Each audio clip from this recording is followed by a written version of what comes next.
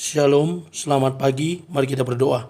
Bapa Surgawi, Bapa yang kami sembah dalam nama anak-Mu Tuhan Yesus Kristus, terima kasih untuk napas kehidupan yang baru yang Tuhan percayakan kepada kami sampai pagi hari ini. Kami akan mulai hari ini dengan membaca dan mendengarkan kebenaran firman Tuhan. Dalam nama Yesus kami berdoa, amin. Sapaan rohani buat kita pada pagi hari ini, Rabu 4 September 2024. Saya ambil dari kitab Galatia pasal yang kelima ayat yang kelima. Demikian kesaksian firman Tuhan. Sebab oleh roh dan karena iman, kita menantikan kebenaran yang kita harapkan. Kebenaran yang kita harapkan. Ibu bapa saudara terkasih dalam nama Tuhan kita Yesus, setiap kita pasti ingin melakukan yang namanya kebenaran. Bahkan menjadi orang benar, berlaku benar, bahkan disukai karena kebenarannya. Dan sapaan rohani pada hari ini boleh mengarahkan dan mengingatkan kita. Sebab oleh roh dan karena iman, dua hal yang saling berhubungan. Saya buat kata-kata demikian. Roh Kudus menuntun kita pada kebenaran. Iman membuat kita mampu memegang kebenaran yang kita percayai. Ada orang tidak mampu berpegang dengan apa yang dia percayai. Maka ketika dia ragu, maka ketika ada gangguan dari luar, ada hal-hal yang membuat dia menjadi ragu, ini benar atau tidak, sehingga dia pun tidak lagi konsisten dengan apa yang diimani dan dipercayai.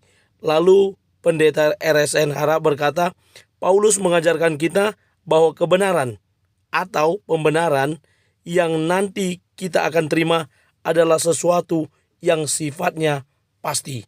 Kebenaran dan pembenaran dari Tuhan Yesus yang sudah mati di kayu salib menebus dosa pelanggaran kita. Inilah suatu kebenaran yang tidak dapat terbantahkan.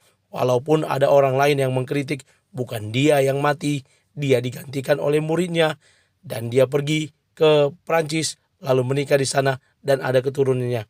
Itu versi orang, tetapi versi yang kita imani, kita percayai bahwa Kristus telah mati sekali untuk menebus dosa pelanggaran kita, dan dialah menjadi jalan keselamatan dan hidup bagi setiap orang percaya yang mau turut mengikut dia, memikul salibnya, bahkan menyangkal diri dan menjadi para pengikut Tuhan Yesus. Ibu bapa saudara terkasih dalam nama Tuhan kita Yesus, jika kita mendapati bahwa kita sudah beriman dan memiliki Roh Kudus dalam diri kita, dalam hidup kita, maka kita patut untuk bersyukur kepada Tuhan pada hari ini. Dan kita meminta supaya Roh Kudus terus memimpin hidup kita pada kebenaran dan hubungan yang indah dengan Tuhan. Sehingga sebagaimana iman percaya kita kepada Tuhan, bahwa kita menjadi pribadi yang sudah dibenarkan, yang sudah dibawa kepada jalan keselamatan dan hidup di dalam Kristus. Amin. Kita bersatu dalam doa. Terima kasih Bapa untuk firman-Mu.